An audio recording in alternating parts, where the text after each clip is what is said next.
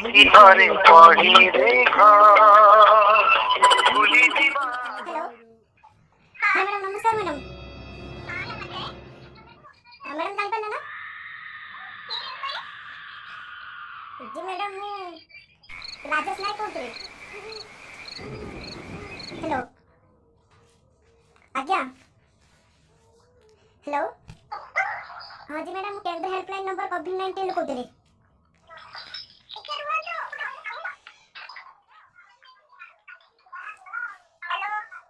hello madam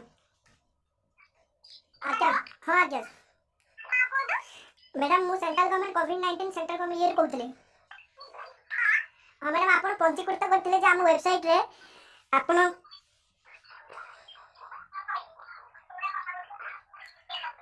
hello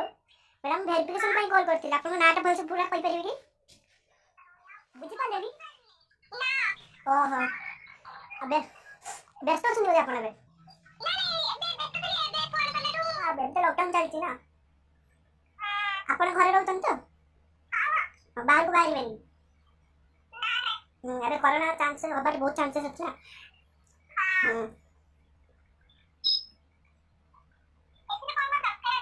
नानी किसी दरकार नहीं आपण बाहर बुलु ना तो आपण सांग जन कहले कि आपण बाहर बुलु छथि आ लॉकडाउन को मानु नाथि हां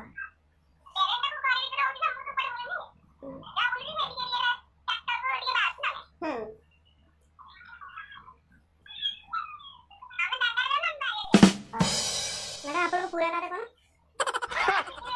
हां हां मैडम आपन विश्वजीत बोली फ्रेंड अछन कि विश्वजीत बोली के फ्रेंड अछन कि आपन घर सतरे हां व्हाट्सएप रे बाबा रे आपन तो बहुत दिन चिल्ला मिला लागुଛି ତ हां ना मैं लॉकडाउन में बुली बुला जाइछन ना कोन सेटा ही कहउतनी आ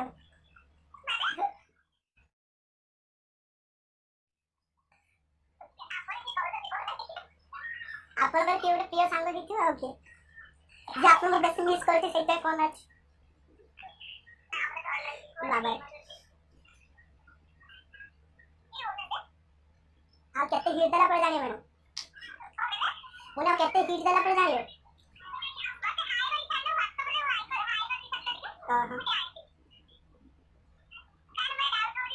हम बालेश्वर 21 टा कोरोना बारिछन हम बालेश्वर 21 टा कोरोना बारिछन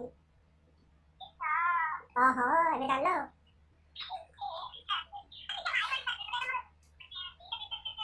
पूरी दीटा मिसे बालेश्वर पूरी दीटा मिसे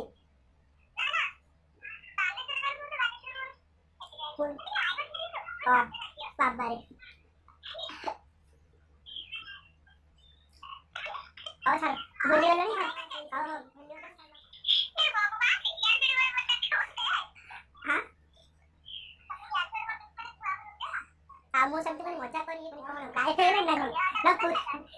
ए टाइम रे देखो खरा खाने बहुत असुविधा कारण एबे हॉस्पिटल जीव माने कोरोना पेशेंट को आगे उठेने